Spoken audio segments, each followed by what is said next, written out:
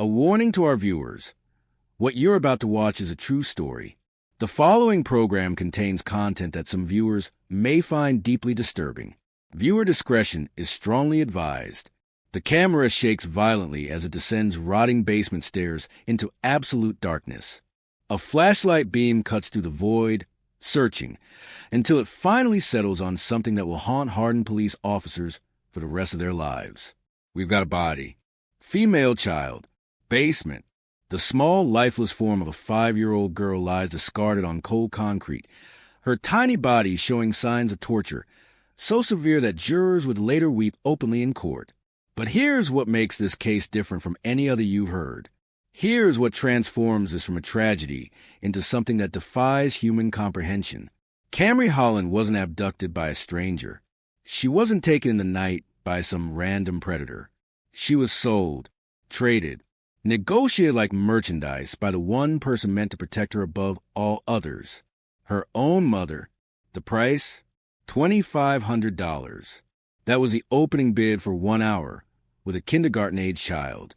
Before we go any further, if you're watching this, hit that subscribe button right now. This channel covers the cases that expose the darkest corners of human nature, the ones that force us to confront uncomfortable truths about the systems designed to protect our most vulnerable. Drop a like, leave a comment telling us where you're watching from, and stay with us because this story gets darker than you can possibly imagine. December 13th, 2021. Less than 24 hours after Kamarie disappeared, police body cameras captured the moment that would break an entire community. But the true horror wasn't just what happened in that abandoned basement in Phoenix City, Alabama. It was a web of depravity, the calculated transactions, the system failures that led a bright, smiling 5-year-old girl into the hands of a monster her mother knew all too well. This is the story of Kamarie Holland. This is the Shadow Files crime series. And I promise you, by the end of this documentary, you'll understand why Sheriff Heath Taylor called this case another type of evil that society just doesn't need walking around. Let me take you back to November 23rd, 2016. Columbus, Georgia. A baby girl was born who would bring joy to everyone who met her.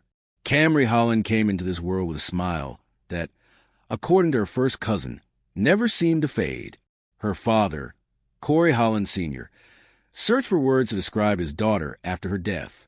The one that kept coming back, the one that appeared in every news article, every court statement, was precious.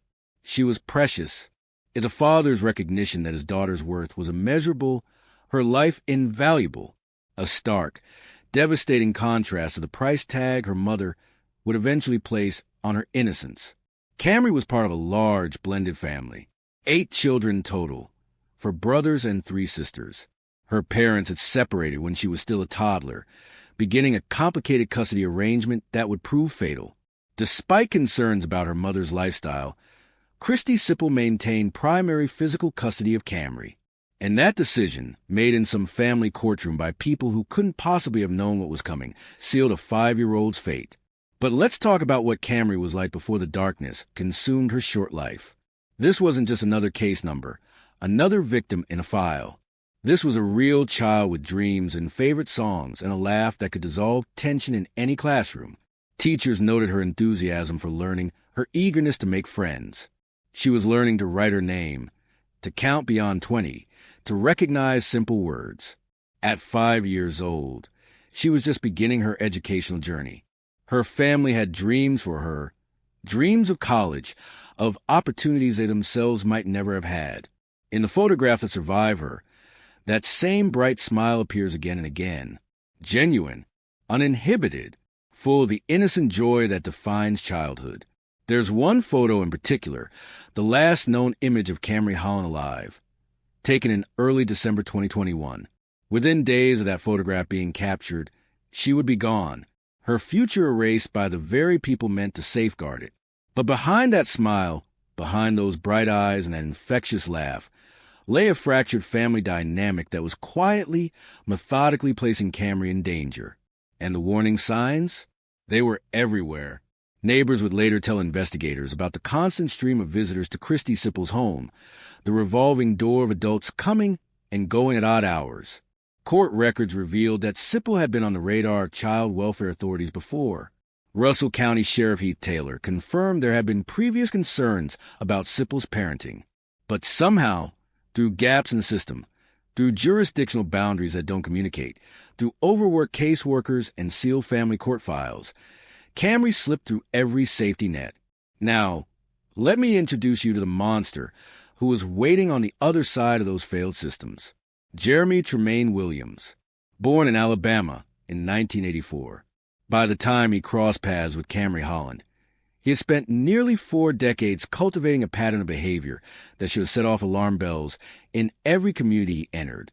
2009, Phoenix City, Alabama. Williams faced his first formal charges of child abuse. For 3 years, he moved through the justice system, and then in 2012, a jury acquitted him. But that wasn't his first encounter with suspicion. Not even close. January 2005, North Pole, Alaska, more than 4,000 miles away from where Kamarie would eventually die. Williams' 1-month-old daughter, Nia Trennis Williams, died under circumstances that raised immediate questions. Alaska authorities found the infant had suffered blunt force trauma. They listed her manner of death as undetermined. Williams refused to submit to polygraph tests, refused police interviews. The case went cold but was never forgotten. Think about that for a moment. A dead infant, blunt force trauma, a father who refuses to cooperate. And then he walks away, moves back to Alabama, lives his life, meets new women, specifically targets single mothers with young daughters, and nobody connects the dots. At Williams' sentencing in April 2024, a 23-year-old woman took the stand. Her voice was steady despite the weight of her words. She looked directly at the man who had stolen her innocence and called him what he was, a monster. She described how Williams had molested her when she was just 4 years old, 2 decades earlier. Another crime that had never resulted in conviction. Another child who carried scars while Williams moved freely through society. Here's what the evidence would later reveal about Williams' methodology. He deliberately sought relationships with women who had young children, particularly daughters. He ingratiated himself with single mothers struggling financially, offering help that came with an unspoken price. He was meticulous in selecting locations where he could operate undetected. And when he eventually met Kristy Siple, he found something even more disturbing than a negligent parent. He found a willing partner. The abandoned house on 15th Avenue in Phoenix City wasn't chosen at random. Williams had lived there previously. He knew its isolation. He understood that neighbors in that area had learned to look the other way. Like many predators, he was calculating, patient, careful, the perfect place to commit an unspeakable crime. And if you're still watching, if you haven't already subscribed to this channel, do it now. Because what comes next reveals exactly how these two people, Williams and Siple, came together to orchestrate something so evil that veteran detectives would step outside courtrooms just to compose themselves. By December 2021, America was emerging from the shadow of lockdowns. Christmas was coming. In Columbus, Georgia, holiday lights illuminated homes where families gathered, grateful for moments of normalcy after nearly 2 years of pandemic uncertainty. Children were writing letters to Santa, counting down days on advent calendars, dreaming about presents under the tree. In a small rental home on an unassuming Columbus street, 5-year-old Kamarie Holland should have been doing exactly that. Instead, her mother was making phone calls, not to arrange Christmas surprises, but to negotiate a price for her daughter's body. 12 minutes away, across the Chattahoochee River that separates Georgia from Alabama, Jeremy Williams waited. A 37-year-old man with a history known only to a few. A man once charged with child abuse. A man suspected in the death of his own infant daughter years before in Alaska. Now he was offering Kristy Siple $2,500 for 1 hour with her kindergarten-age daughter. Phone records would later show multiple calls between Siple and Williams throughout that evening. Calls that finalized a plan months in the making. Court documents would reveal the unthinkable details. Siple had agreed to allow Williams to have sexual contact with her 5-year-old daughter in exchange for money. Initially, the price was set at $2,500. but after negotiation, they settled on $1,300. A child's life, a child's innocence, haggled over and ultimately sold for less than the cost of a used appliance. Sunday, December 12th, 2021. That night, while Kamarie should have been safe in her bed, she was taken from her home. Investigators believe she was likely asleep when transported to the abandoned house in Phoenix City. The same house where Williams had once lived, now empty and isolated from neighbors who might hear or witness what was about to occur. What happened inside that house was documented by Williams himself. Using his cell phone, he recorded his crimes against Kamarie, creating video evidence that would later be presented in court, causing jurors to weep as they viewed it. And here's where this case descends into a level of depravity that tests the limits of human comprehension. Toxicology reports confirm that Kamarie had been given methamphetamine before her death. Dr. David Rusk, the forensic pathologist who performed the autopsy, testified that the child had both methamphetamine and amphetamine in her system, a deliberate attempt by Williams to sedate his victim, to make her compliant, to rob her of even the ability to fully understand what was happening to her. According to medical testimony, after hours of abuse, Williams ended Kamarie's life by strangulation. Dr. Rusk's clinical description in court was devastating. The cause of death was asphyxia due to ligature strangulation. Williams had used an object to cut off the oxygen to Kamarie's brain until she died. But even death did not end Kamarie's suffering. Forensic evidence proved that Williams continued to violate her body after she had died and filmed these acts as well.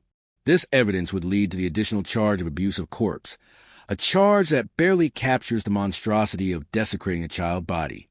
Afterward, Williams took calculated steps to conceal evidence. He locked the abandoned house, discarded items that might contain DNA evidence, and returned to his current residence acting as though nothing had happened. Like many predators, he showed a chilling ability to compartmentalize his actions. Meanwhile, Kristy Siple waited until morning to report her daughter missing. At approximately 6:15 a.m. on December 13th, she called the Columbus Police Department. Her voice carried what investigators would later describe as practice panic.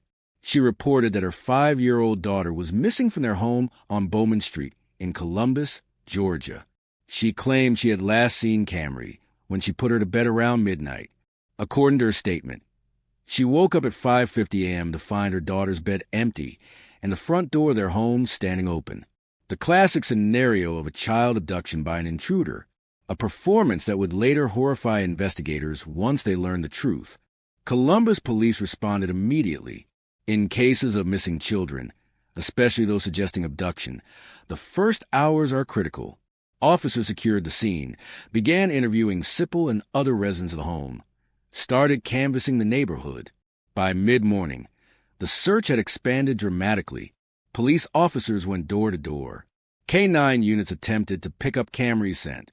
Local volunteers joined law enforcement to search nearby wooded areas, abandoned buildings, drainage ditches, anywhere a 5-year-old might be hidden. As the search intensified, Siple appeared before news cameras, playing the role of the devastated mother. She tearfully claimed Kamarie was the essence of her life, and that she couldn't process what happened to her daughter. It was a performance worthy of an award, except the stakes were a child's life and the actress was her killer.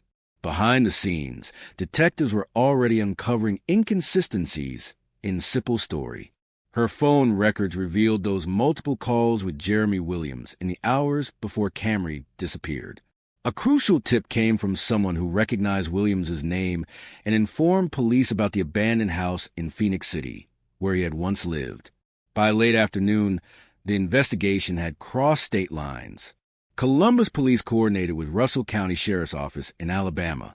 A team that included Columbus Police Sergeant Jane Edenfield headed to the vacant house on 15th Avenue in Phoenix City. After dark on the same day Kamarie was reported missing, officers entered the abandoned house. And in the basement, they made the discovery they had feared. Sergeant Edenfield was one of the first to see Kamarie's small body, showing clear signs of trauma and assault.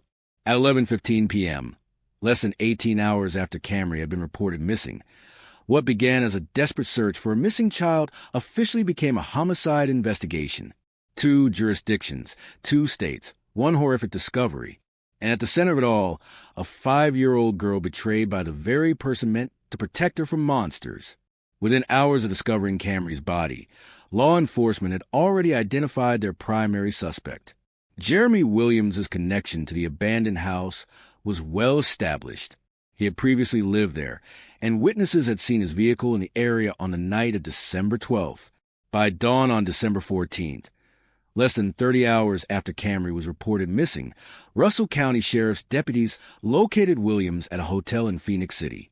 The arrest was swift and without incident, a quiet end to the first chapter of what would become an increasingly disturbing investigation. When investigators examined Williams' cell phone, they discovered evidence more damning than they could have imagined. Williams had meticulously documented his crimes, recording videos of the sexual assault both before and after Kamarie's death.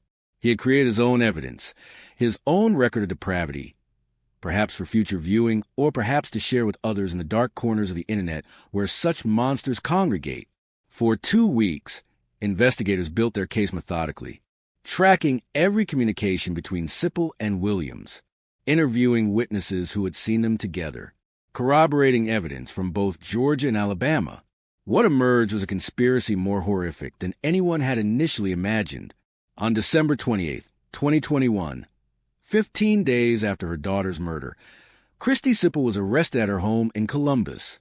Initially charged with failure to report a missing child, prosecutors would soon add more serious charges: felony murder, human trafficking. The woman who had appeared on television begging for her daughter's safe return was now facing the possibility of the death penalty. In March 2022, a Russell County grand jury formally indicted both Jeremy Williams and Kristy Siple. The charges reflected the full horror of what had happened to Kamarie Holland.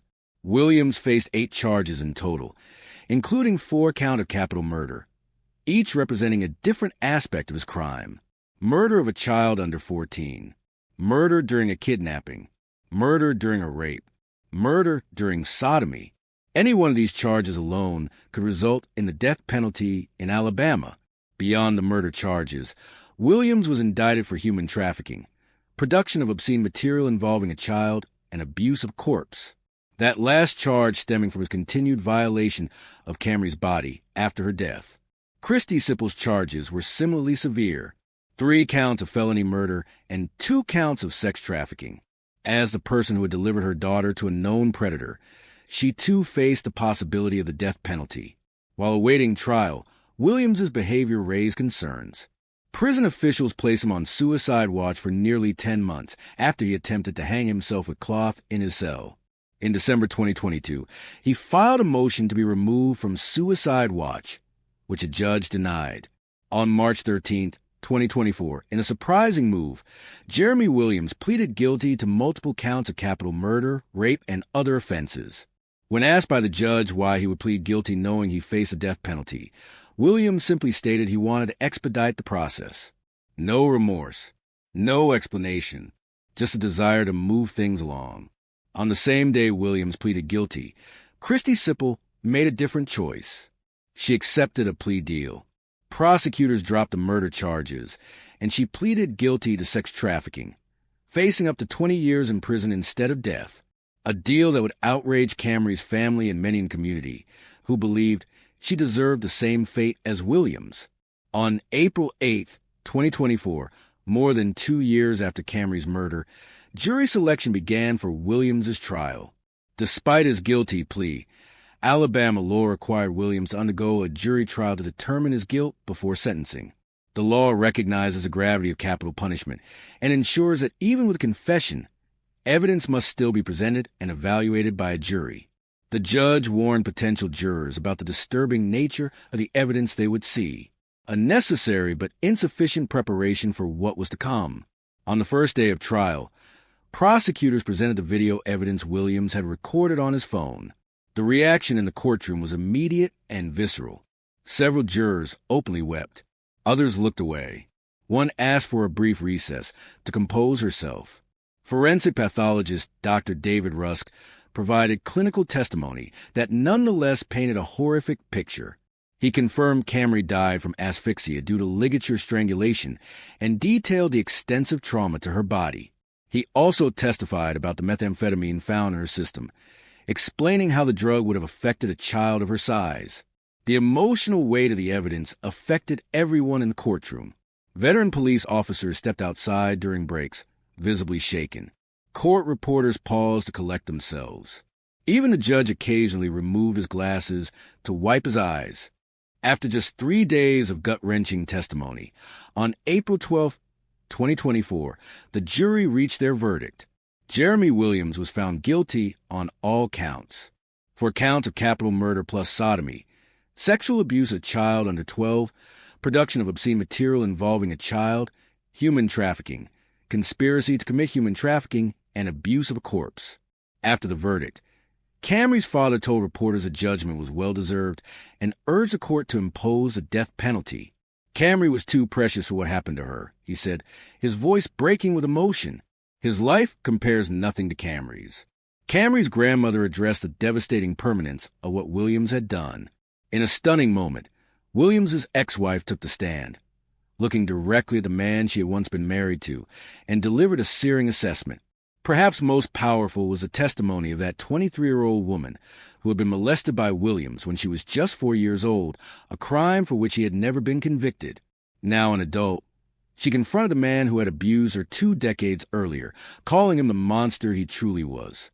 After hearing all impact statements, Judge David Johnson delivered his sentence. For each of the 4 capital murder convictions, Williams would receive the death penalty. Additionally, he sentenced Williams to life in prison for both production of obscene material of a child and human trafficking, 20 years for conspiracy to commit human trafficking, and 10 years for abuse of a corpse. As he was led from the courtroom for the final time in the 6-day trial, reporters repeatedly asked Williams why he did what he did to Kamarie. He never answered the question. Not once, because monsters rarely explain themselves. 3 months later, on July 18th, 2024, Kristy Siple received her sentence. Having pleaded guilty to sex trafficking, she was given 20 years in prison, a $10,000 fine, and a requirement to register as a sex offender upon her release. Her sentence was backdated to the start of her pre-trial imprisonment. For Kamarie Holland Sr., the sentence brought a measure of justice, if not peace. His daughter's killer would never walk free again. But no punishment, however severe, could bring back the 5-year-old girl with a bright smile who had barely begun to live. Within hours of sentencing, Williams was transported to Holman Correctional Facility in Atmore, Alabama, home to the state's death row. He became the 166th inmate awaiting execution in Alabama. But as with all death sentences, a lengthy appeals process began automatically.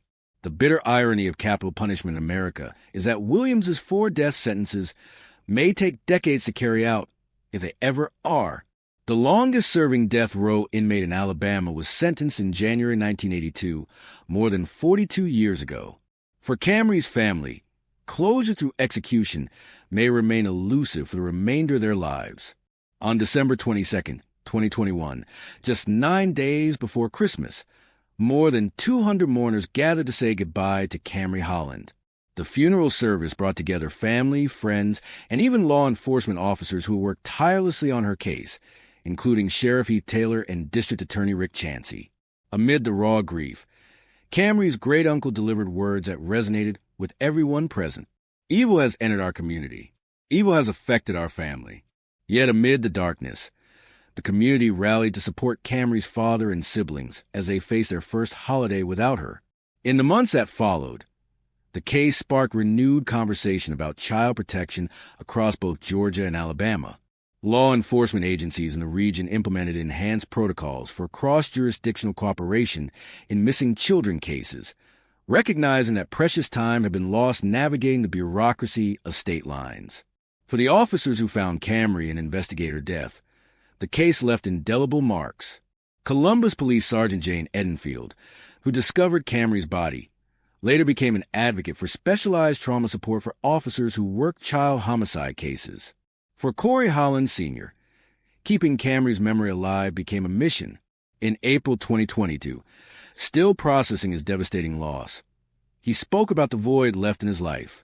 On November 23rd, 2024, on what would have been Kamarie's 8th birthday, Corey organized a celebration of her life. There were balloons, cake, and stories about the 5 short years she had lived. It wasn't just a memorial. It was a birthday party for a child who would never blow out her candles. Russell County District Attorney Rick Chansey, now 55, reflected on the case that had haunted his office for over 2 years.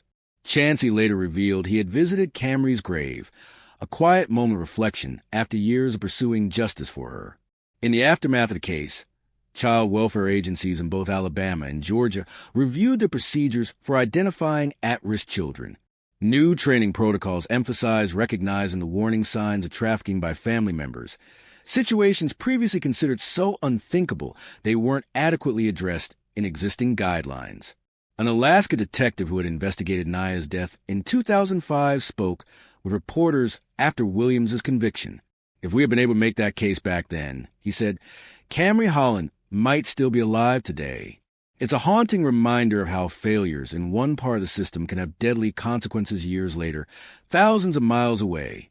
Today, when you ask those who knew Kamarie what they remember most, the answer is always the same.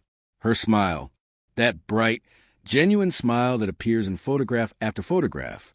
The smile of a 5-year-old girl who deserved birthday parties, graduations, a first day of kindergarten, a first crush, a prom dress, a college acceptance letter, a wedding day, children of her own, a lifetime of possibilities.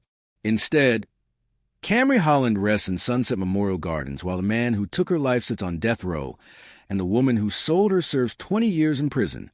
As Russell County District Attorney Rick Chansey said, "There's no reason that baby should be in the ground." For Kamarie, justice came too late. The warning signs were everywhere. A predator with a dead infant daughter. In Alaska, prior child abuse charges. A mother with a history of concerning behavior.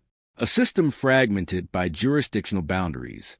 A society that still struggles to believe mothers could do such things to their own children. The question remains, how many more children must suffer before